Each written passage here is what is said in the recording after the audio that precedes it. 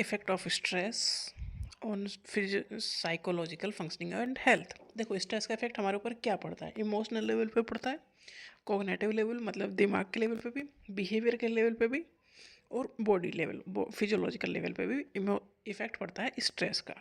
मतलब स्ट्रेस हमें चारों तरफ से घेरता है। पहला देखते हैं इमोशनल लेवल पर कैसे घेरता है स्ट्रेस हमें। इमोशनल हेल्थ हमारी ख़राब कर देता है स्ट्रेस। स्ट्रेस क्या है? स्ट्रेस एक बॉडी का रेस्पॉन्स है। जो हम बॉडी हम की डिमांड या चैलेंजेस बढ़ जाती है ना, उससे बॉडी हैंडल नहीं कर पाती, तो स्ट्रेस होती है। अगर stress, those who suffer from stress are more likely to experience mood swing होंगे, बिहेवियर चेंज होगा, क्या होगा, कॉन्फिडेंस डिक्रीज होगा। In some case this can start a vicious circle. देखो, ये स्ट्रेस का सर्कल ऐसा है ना कि उससे बाहर आप निकलना बहुत मुश्किल काम हो जाता है। जैसे decreasing confidence leading to more serious emotional problems. Emotion के लेवल पे स्ट्रेस क्या करता है? एंजाइटी और फियर, डर। स्ट्रेस हमें क्या देता है? डर देता है। कांस्टेंट हम वरी करते रहते हैं, नर्वसनेस फील करते हैं, रेस्टलेसनेस फील करते हैं। स्ट्रेस की वजह से ये इमोशनल लेवल पे ये चीज़ें हो रही हैं। हमें एंजाइटी हो रही है, फियर हो रहा है, डर हो रहा है किसी चीज़ का, एंगर है, इरिटेबिलिटी है, मूड स्विंग हो रहे हैं, शॉर्ट टेम्पर हो रहे हैं हम, मतलब जल्दी रिएक्ट कर रहे हैं, फ्रस्ट्रेट हो रहे हैं, छोटी छोटी बातों के ऊपर लड़ाई हो रही है, सैडनेस है, डिप्रेशन है। इमोशनल लेवल पर स्ट्रेस इफेक्ट कर रहा है हमें। फीलिंग ऑफ होपलेसनेस, हमें लग रहा है कुछ हो ही नहीं पाएगा। होपलेसनेस मतलब हमें हार गए हैं type. Loss of interest in activities, अगर स्ट्रेस की वजह से हम किसी भी एक्टिविटी में नहीं ध्यान दे पाते, नहीं इंटरेस्ट ले पाते, इंटरेस्ट खो देते हैं। इमोशनल लेवल पे ये स्ट्रेस क्या अफेक्ट कर रहा है, वो है ये। सेल्फ कॉन्फिडेंस कम हो जाता है, खुद के ऊपर डाउट होता है, सेल्फ डाउट होता है। फीलिंग इनकेपेबल, आपको लगता है आप कुछ कर नहीं पाओगे, इनकेपेबल वाली फीलिंग आती है। नेगेटिव थॉट आते हैं। इमोशनल इनस्टेबिलिटी होती है, आप इमोशन को हैंडल नहीं कर पाते, अपने इमोशंस को। जैसे गुस्सा आया तो दिखा दिया टाइप, ये करोगे आप, कंट्रोल नहीं कर पाओगे। तो इमोशनल लेवल पे स्ट्रेस क्या करता है? Anxiety, fear, anger, sadness, depression, self confidence कम हो जाना है, इमोशनल इनस्टेबिलिटी हो जाएगी। तो इमोशनल लेवल पे स्ट्रेस हमें तोड़ता है ढंग से, कि हम कुछ भी काम नहीं कर पाते।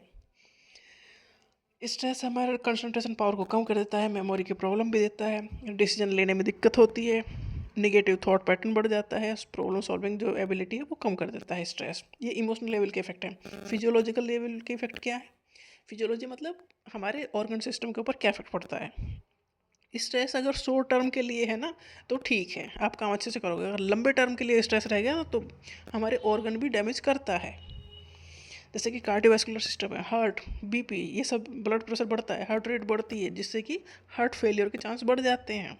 रेस्पिरेटरी सिस्टम, फास्ट ब्रीदिंग होती है, तो वो भी ज़्यादा टाइम के लिए ऐसा होएगा ना, तो भी दिक्कत होगी। डाइजेस्टिव सिस्टम मोस्ट अफेक्टेड होता है स्ट्रेस से। नॉसिया होगा, इंडाइजेशन, अच्छे से नहीं खाना खा पाओगे, ना पचा पाओगे, लॉस ऑफ एपेटाइट हो जाएगी, तो आप शरीर के लेवल पे भी हार जाओगे।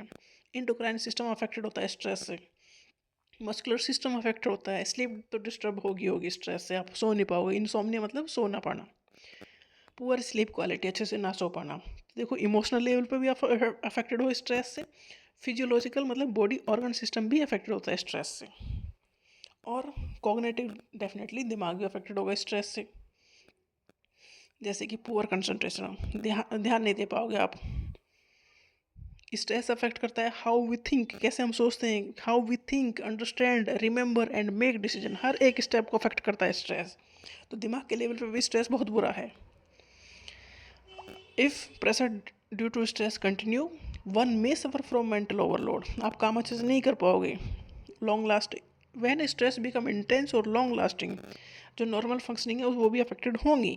मतलब स्ट्रेस हमें इमोशनल लेवल पे भी मारता है, फिजियोलॉजिकल मतलब बॉडी ऑर्गन के सिस्टम पे भी मारता है, कॉग्निटिव दिमाग के लेवल पे भी ख़त्म करता है।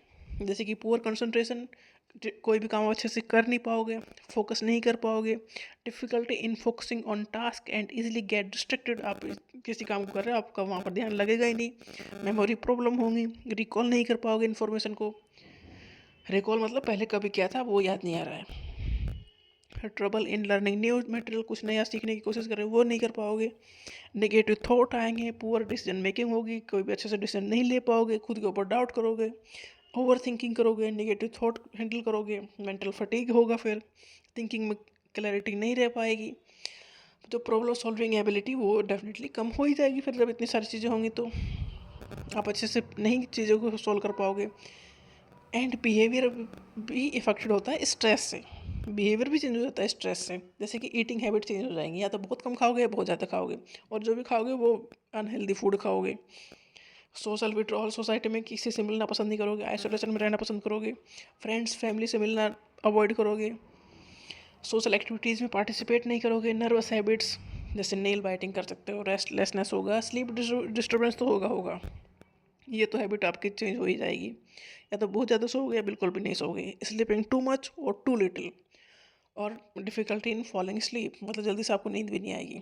एग्रेसिव बिहेवियर हो जाएगा, स्ट्रेस लंबे टाइम में रहेगा ना, तो आपका शॉर्ट टेम्पर हो जाओगे, जल्दी गुस्सा हो जाओगे, फ्रस्ट्रेशन हो जाएगा, बढ़ जाएगा, डिक्रीज प्रोडक्टिविटी, आप कुछ भी काम ध्यान से नहीं कर पाओगे। तो स्ट्रेस हमें इमोशनल लेवल पे अफेक्ट करता है, फिजियोलॉजिकल लेवल पे भी अफेक्ट करता है, कॉग्निटिव लेवल पे भी, और बिहेवियर भी चेंज करता है। तो स्ट्रेस हमें चारों तरफ से मारता है।